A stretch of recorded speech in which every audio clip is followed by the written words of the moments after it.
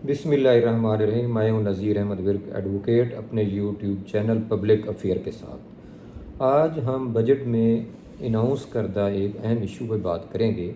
Budget 26-27 में वफाकी हुकूमत ने अनाउंस किया था कि अपीलेट ट्राइब्यूनल और हाई कोर्ट में जितने भी आगे अपीलें और रेफरेंस फाइल होंगे उसके लिए पहले एक इंडिपेंडेंट केस स्क्रूटनी कमेटी बनाई जाएगी। वो केस स्क्रूटनी कमेटी जो है वो केस को देखेगी कि क्या इसकी रेफरेंस बनता है या नहीं बनता। अब उसके लिए उन्होंने नोटिफिकेशन जारी कर दिया है केस स्क्रूटनी कमेटी के लिए, इंडिपेंडेंट केस स्क्रूटनी कमेटी के लिए। अब इस कमेटी में एक चेयरमैन होगा। जो चेयरमैन है वो रिटायर्ड जज जब सुप्रीम कोर्ट, वफाकी आइनी अदालत, फेडरल कॉन्स्टिट्यूशन कोर्ट या पाकिस्तान की किसी भी हाई कोर्ट का रिटायर्ड जज होगा, वो बतौर चेयरमैन काम करेगा कमेटी के। और इसमें एक सीनियर एडवोकेट होगा जो टैक्स का माहिर होगा और उसका तजर्बा कम अज़ कम 15 साल हो। और उसके बाद एफबीआर का एक सीनियर रिटायर्ड मुलाजिम होगा जो कि कम अज़ कम ग्रेड 20 से नीचे ना हो। ये 3 रुकनी कमेटी होगी। इसमें चेयरमैन जो है ना वो सुप्रीम कोर्ट का या कॉन्स्टिट्यूशन कोर्ट का या हाई कोर्ट का रिटायर्ड जज होगा। अब आगे ये जो कमेटी है ये कमेटी इनकम टैक्स में भी होगी, इसी तरह की कमेटी सेल्स टैक्स में भी होगी और इसी तरह की कमेटी फेडरल एक्साइज एक्ट में भी होगी। ये हर कानून में इनकम टैक्स, सेल टैक्स और फेडरल एक्साइज में अलग-अलग कमेटियाँ बनेगी। अब इस कमेटी को ये रन कैसे करेगी? इस कमेटी का एक सेक्रेटरी होगा, सेक्रेटरी की एफबीआर अपॉइंट करेगी। इस कमेटी की जो जितनी भी होंगी मीटिंग्स होंगी, उसकी एजेंडा कॉल करना होगा, मीटिंग कॉल करनी होगी, मेंबर्स को इन्फॉर्मेशन देनी होगी, कमिश्नर को बुलाना होगा, कोई रिकॉर्ड तलब करना होगा, ये सारा काम सेक्रेटरी का होगा। और सेक्रेटरी इस कमेटी का प्रॉपर रिकॉर्ड मेंटेन करेगा। कितने हमारे पास केस आए, उनकी स्क्रूटनी हुई, उसमें कितने रिकमेंडेशन हो गई आगे रेफरेंस फाइल करने के लिए और कितनी ड्रॉप हो गई। और उसके अलावा उसके टाइम पीरियड को भी देखेगा।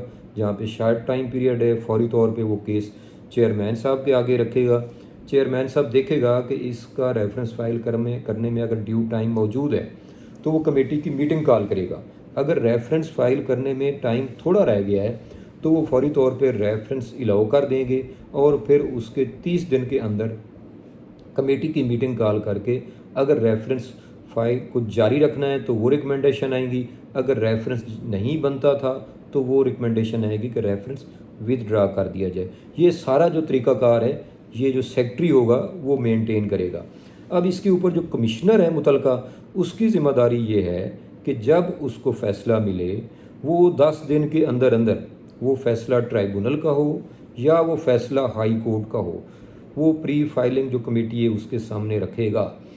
अब ये समझ लें कि ट्राइब्यूनल के फ़ैसले के बाद हाई कोर्ट में जाना या हाई कोर्ट के फ़ैसले के बाद सुप्रीम कोर्ट या कॉन्स्टिट्यूशनल कोर्ट में जाना, ये इन केसेस में ये कमेटी देखेगी कि आगे जाना बनता है या नहीं बनता।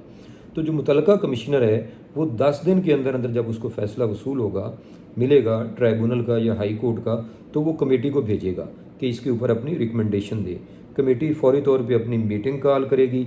कमिश्नर जो केस भेजेगा उसमें वो बताएगा कि ये कौन से क्वेश्चन ऑफ लॉ के ऊपर ये जाना चाहते हैं, उसके ऊपर वो प्रेसिडेंट केस ला देगा, उसके ऊपर वो जो रेफरेंसेस जितने पहले उस फेवर में फ़ाइल हो चुके हैं उनका हवाला देगा। ऑलरेडी कोई डिसाइडेड इश्यूज़ हैं तो कमिश्नर उनका हवाला देगा। कमिश्नर के ऊपर ये बाइंडिंग है कि वो विद सपोर्टिव डॉक्यूमेंट अपने रिकमेंडेशन के वो क्यों रेफरेंस में जाना चाहते हैं हाई कोर्ट या सुप्रीम कोर्ट या कॉन्स्टिट्यूशनल कोर्ट में, उसने सारे वो एविडेंस साथ लगा के जो प्री फाइलिंग कमेटी है, जो स्क्रूटनी कमेटी है, उसके सामने रखने होंगे।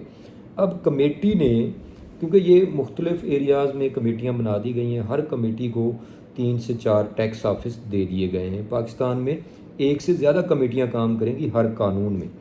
अब कमेटी के पास जब ये आ जाएगा तो कमेटी को 15 दिन के अंदर अंदर रेफरेंस डेट से जब उसको भेजी गई है वो उसके 15 दिन के अंदर अंदर उसने ये इसके ऊपर अपनी रिकमेंडेशन देनी है। अब अगर 15 दिन में नहीं आती तो कमेटी रीज़न इन राइटिंग करके इस पीरियड को एक्सटेंड कर सकती है, बढ़ा सकती है। लेकिन ये पीरियड जो है ना कमेटी مزید 15 دن سے زیادہ نہیں بڑھا سکتی. لمیٹیشن جو ہے نا وہ مزید 15 دن یا جو اس کی اپیل فائل کرنے کی لمٹ ہے. فرض کر لیں کمشنر کو ملا ہے 1 تاریخ کو, کمشنر نے 10 کو کمیٹی کو دے دیا, کمیٹی نے اس کا 25 کو فیصلہ کرنا تھا.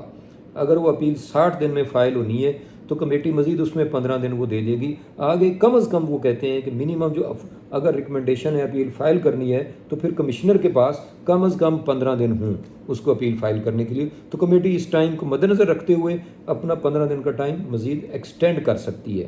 اب اس میں اگلی جو وہ بات کریں, جو کمیٹی ہے اس کا جو کورم ہے وہ کم از کم انکلوڈنگ چیئرمین اور 2 ممبر ہیں, تو ایک چیئرمین کوئی اور کوئی ایک ممبر ریفرنس فائل کرنا ہے یا نہیں کرنا وہ اکثریتی گنا جائے گا. 2 آف 3 جو ہے نا اس کا فیصلہ فائنلی ہوگا. یہ اس کا کورم ہوگا, یہ کورم بھی ہوگا اور یہ اس کا ڈیسائیڈنگ پاور بھی ہوگی ان کے پاس جو اس کا ہے ریکمنڈیشن کی.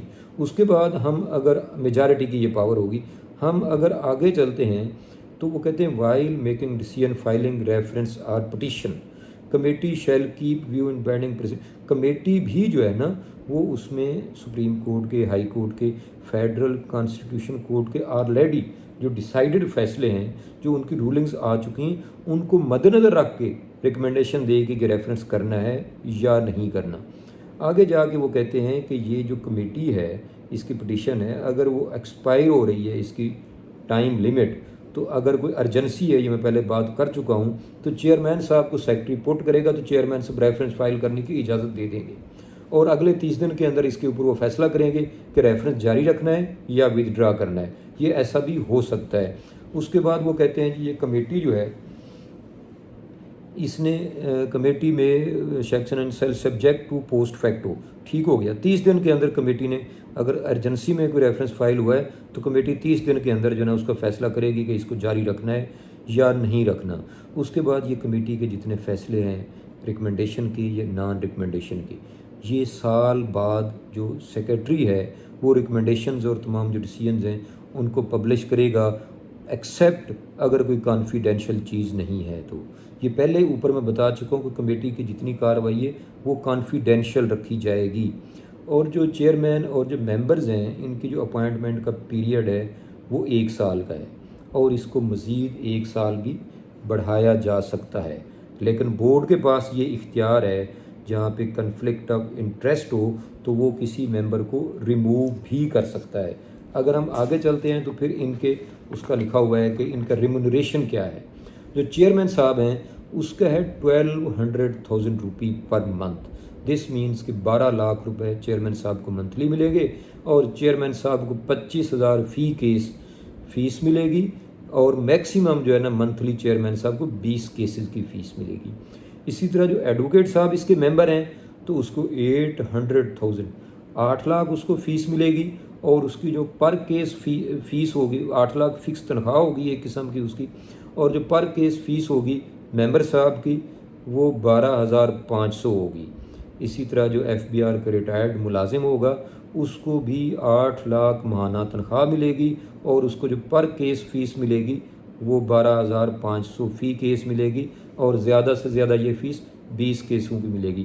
باقی ان کا جو آنے جانا ہے وہ ان کو گریڈ 21 یا اس سے اوپر کے آفیسر کے, وفاقی حکومت کے آفیسر کے جتنے ٹی اے ڈی اے ہیں وہ ان کو ملیں گے. اس کے بعد 31 مارچ کو انہوں نے اپنی ایک رپورٹ کنکلوڈ کرنی ہوگی اور ایف بی آر کو دینی ہوگی. اس کے بعد آگے چلتے ہیں تو کمیٹی جو ہے یہ outcome of petition file decision favour, یہ جتنے بھی فیصلے کو کمیٹی کے آئے ہیں پٹیشن فائل کرنی ہے یا نہیں فائل کرنی, یہ اس رپورٹ میں موجود ہوگا.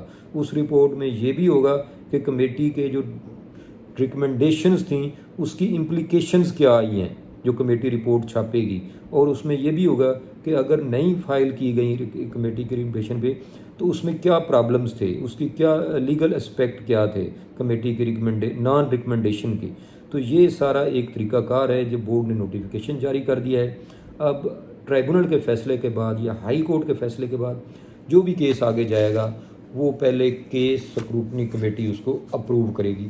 یہ ایک نئی چیز آئی تھی, میں نے کہا آپ دوستوں کے سامنے رکھ دیں, کیونکہ پہلے کمشنر کے پاس یہ اختیار تھا اور ریونیو جو پرو ریونیو مائنڈڈ کمشنر ہوتے تھے یا جس میں زیادہ ریونیو انوالو ہوتا تھا، چاہے اس کی ریفرنس نہیں بنتا تھا، اس کی آگے کوئی جواز ہی نہیں بنتا تھا، لیکن وہ کہتے نہیں جی اس کو کر ہی دیں کیونکہ اس میں ریونیو زیادہ ہے۔